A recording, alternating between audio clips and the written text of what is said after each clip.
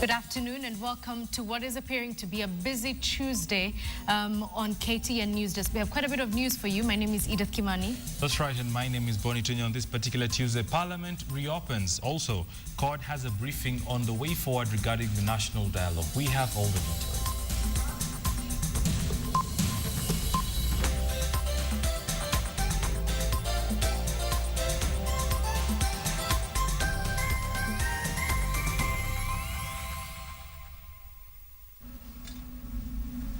Good afternoon. Let's begin this afternoon with what a section of members of parliament are doing. They're raising questions on the procurement process that saw the government award a 12.3 million shilling deal to Safaricom for surveillance and communication equipment.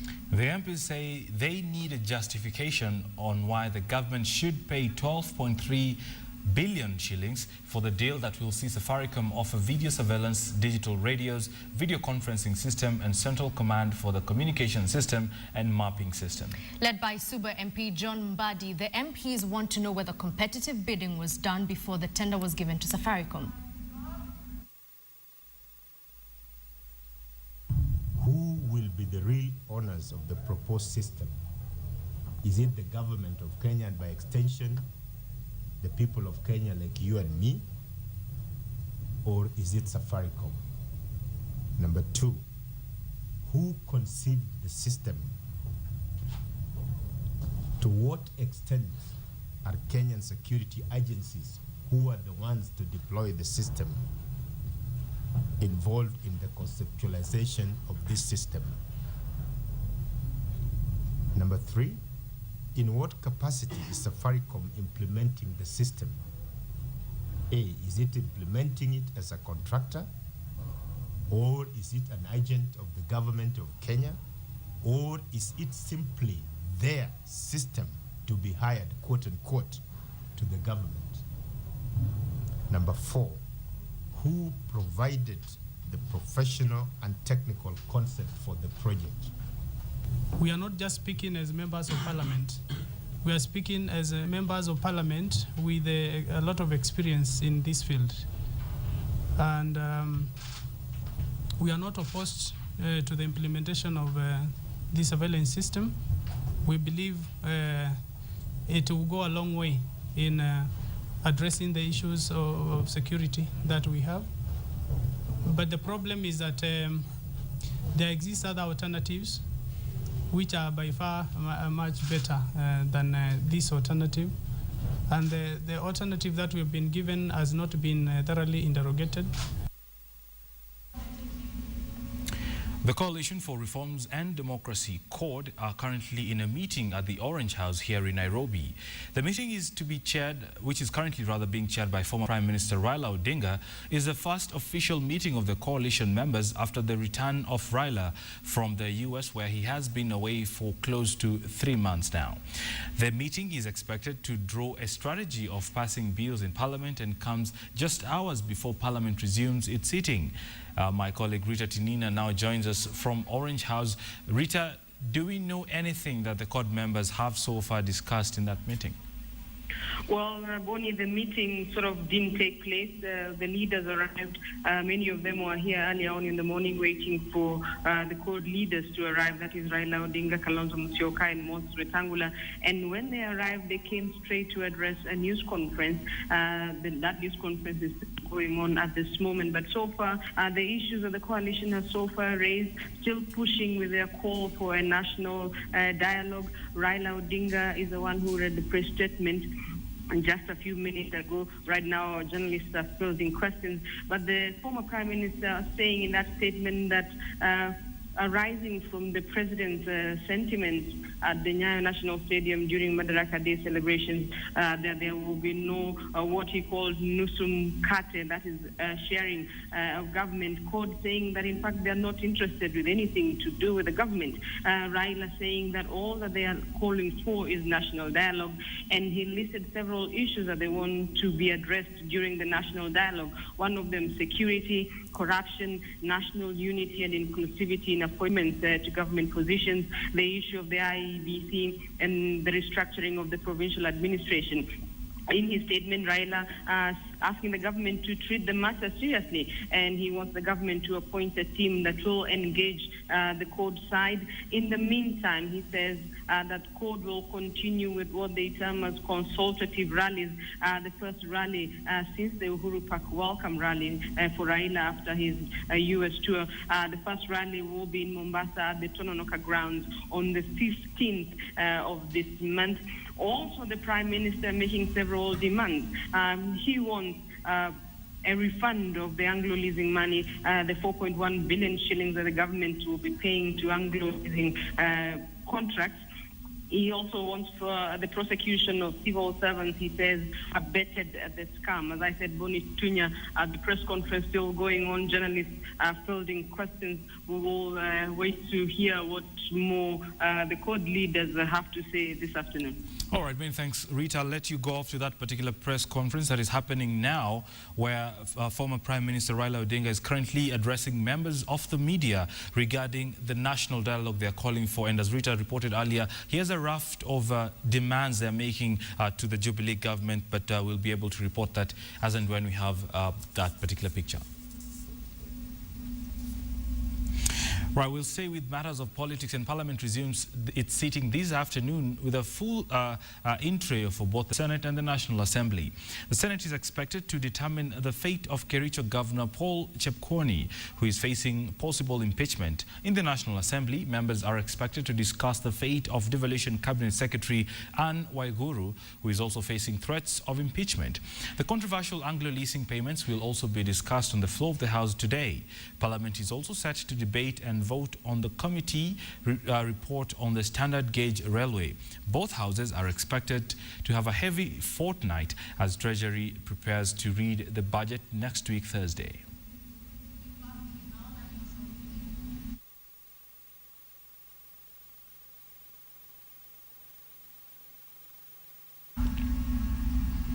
The Transition Authority is having challenges in carrying out an audit of assets of the counties.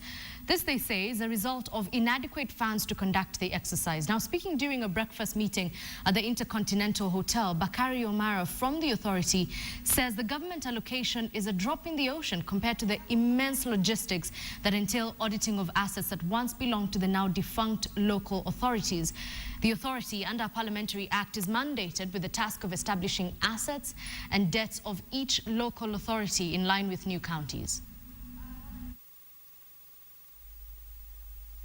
The funding is inadequate, completely inadequate. We have budgeted, and we have even gone through the sector hearings, and the allocation was like 1.6 billion, but as I've told you, we have only been allocated 300 billion, unless Parliament 300 million, and unless Parliament change that position, then we are in for a hard situation.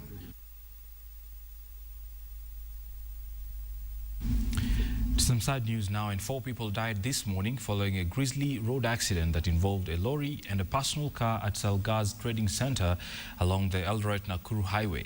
The 4 were aboard the personal car, which was traveling from Eldoret to Nakuru area. Salga Police Post Patrol Base Alex Momo said the car was overtaking when it collided head-on with an oncoming lorry. The 3 women and a man died on the spot, while the driver was rushed to the Nakuru Provincial General Hospital in critical condition. The driver of the lorry escaped unhurt. The deceased were among a team of family members and friends who were in a convoy of 2 vehicles headed to Murang'a for a burial. Nafikiri ni Good Samaritan moja alikuja alirogota simu ya mama, ilikuwa bado iko on. Sasa ndio wakaanza kupigia watu wakiinform kama wanajua nani mwenye hiyo simu. Sasa ndio tukampigia, akatuambia ni ukweli, ni accident may happen. Because these are the causes of the accident. Inakosiwa na unnecessary overtaking, judging of distance without miscalculation of the distance of the oncoming vehicle. An absolutely horrifying scene. But let's stay with news from Nakuru County, and chaos erupted early this morning in Nakuru County when angry traders blocked a section of the Nakuru-Eldoret highway protesting against demolition of their stalls that were erected beside the highway. Now, they barricaded the road by burning wooden structures, rendering the road impassable.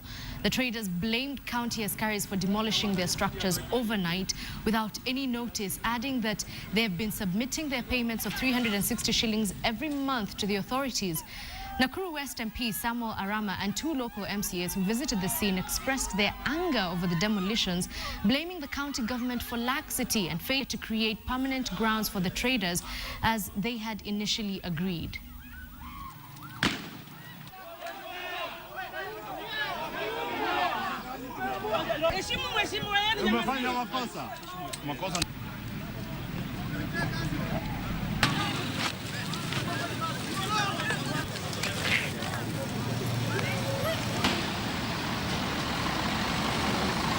Sisi tunaweza lala aje usiku ibomolewe? Wangekuja asubuhi watufikie, watueleze aje.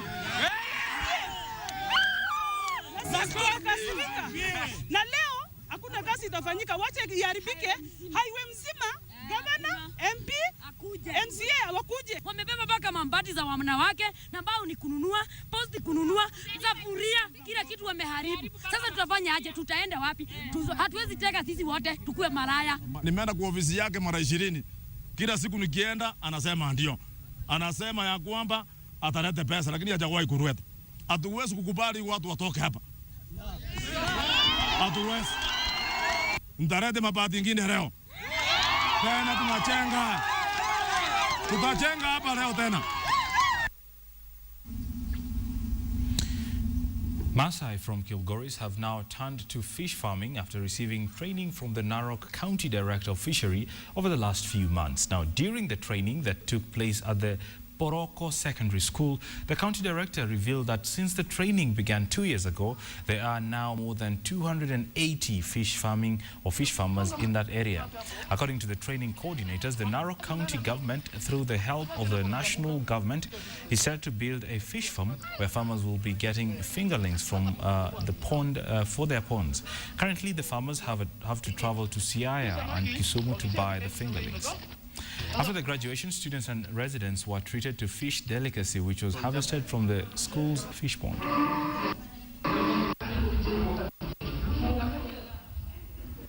I love fish. Elsewhere, out of a total of 27,000 gender-based violence cases reported between 2001 and 2014, a majority are against women. 56%, that's more than half of the victims, were women. 36% of them being girls, whereas 3% were men and 5% were boys. Now, these are statistics that were released earlier today by the Gender Violence Recovery Center. The center is currently running the 1 Million Furthers campaign that is meant to mobilize a mass group of men in Kenya opposed to gender-based violence. 90% of the perpetrators are men. About 87% of the perpetrators are known to the survivors of gender-based violence. So we've been doing this about 5 or so years, would I say 6 years, then realized we are not engaging the men in the fight of gender-based violence. So then we engage stronger in the prevention issues. That is not to mean that we've not responded to cases of sexual gender-based violence or cases of violence against men. The issue is we are not responding by telling them that, you know, you need to beat these women harder. They need a lot more support in terms of psychosocial support, the support to bring their ego back to, you know, back in place. Right, it's that point that we pay bills, and coming up on the other half of this bulletin, we have interesting stories, isn't it? Yeah, we do have an exciting story. I think it's the most exciting story today about a program that will inculcate a reading culture of former street children. I think that's amazing. Right. Also, Michael Karanja sat with the CEO of Sub Miller, and he will break down their strategy coming up.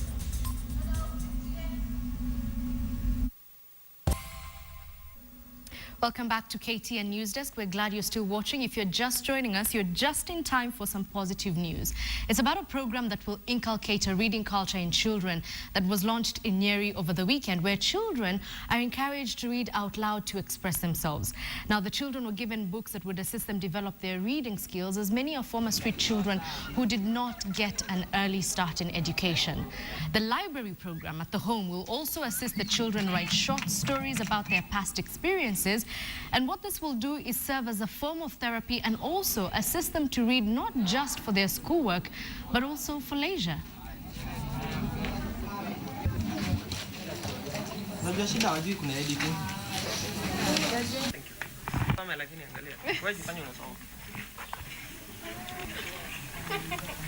We endeavor to promote a culture of reading, especially amongst children. Some of the children do not yet know how to read, how to pronounce properly, how to write well, how to read well. And we're here with a group of students who have been involved with the reading program here at the CYEC. Some of our students had a software program that helps students write their own books and publish their own books. So they brought that over here, and 13 students have written their own stories. Let's go to business now, and the ever competitive brewery or brewing sector or subsector in this country. Now, Crown Beverages has had a lot of transformations to what it is now. My colleague Michael Karanja sat with the CEO of Crown Beverages on what exactly they think about the Kenyan market. Experience, they say, is what causes a person to make new mistakes instead of old ones. For SAB Miller, that couldn't be further from the truth, given its past experience in Kenya. After its failed partnership with East African Brewers in 2002, the brewer this time has decided to go it alone, making a rather quiet re-entrance with the acquisition of Crown Beverages, bottlers of the Keringen Water brand. I think within the Kenyan market, obviously we are entering the market again and have to pick up a lot of learning, certainly. That definitely is the case. But I think SAB Miller is not new to Africa. And without sounding arrogant, I think SAB Miller has enjoyed considerable success throughout Africa and has some very good working models that we would hope to be able to replicate within the Kenyan market. SAB Miller has since launched several beer brands in Kenya and settling a market that is dominated by its partner turned rival EABL. The range of beers the brewer has introduced includes Castle Lager, Castle Milk Stout, Reds, Castle Light, US brand Miller Genuine Draft, as well as Italian beer brand Peroni. The company is employing a multi-beverage approach as it seeks to claim a pie of the beer sales in the country. There has been a proliferation of players within the market. But if you look at the Kenyan market, it is one of the biggest beer markets within Africa, sitting at approximately 5 million hectolitres. Per capita consumption is very low, economic growth is high, 5% plus. Population growth is reasonable, over 2% per year. And so we see significant growth in the Kenyan market going forward from a beer perspective. And with our relatively small market share currently, we see a lot of headspace for us to be able to expand into that beer market. Currently, SAB Miller is importing all its products and distributing the beer nationwide from its sites in Nairobi, Mombasa, Molo and Nyeri. But is there a hope of setting up a plant in the near future? Profitability will obviously be impacted by importing, but for the time being, across our volume base that we've got, we would look to expand the volume base first and then look to enhance margins later on once we have a reasonable foothold within the business, within the market, and so whether that meant an acquisition of a brewery or whether to build a brewery, that would be a bridge that we would cross much further down the line when we have greater market scale that would justify such an investment. SAB Miller controls more than 90% of the South African alcohol market and is using its portfolio of beverages at different price points to cut the dominance currently enjoyed by EABL. The company remains optimistic that the landscape will be different this time around in favor of the brewer. It's now time for valuable information. That was valuable.